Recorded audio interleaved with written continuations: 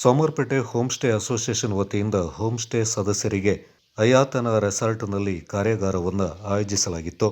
ಈ ಸಂದರ್ಭ ರೆಸಾರ್ಟ್ನ ಕಾರ್ಯನಿರ್ವಹಣೆ, ಆಡಳಿತ, ಸೌಲಭ್ಯಗಳು, ಕೊಠಡಿಗಳು, ರೆಸ್ಟೋರೆಂಟ್ ಈ ಬಗ್ಗೆ ಪರಿಚಯ ಮತ್ತು ಮಾಹಿತಿಯನ್ನು ನೀಡಲಾಯಿತು.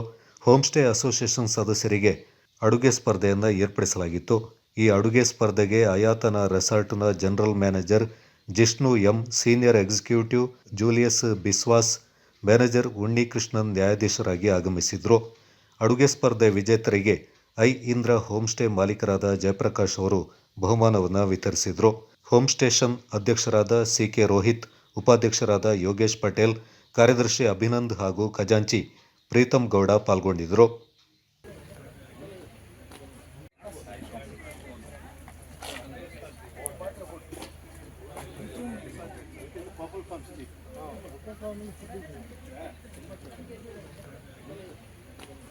I welcome here, Vishnu, and also I welcome Julius Biswas as a senior chef.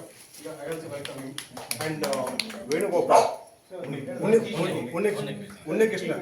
I welcome Unnikrishnan to this occasion, and also I welcome our homestay owner Jayprakash and his and his wife and his friend also. And I welcome all the members of Samarpet Homestay Association. So now will be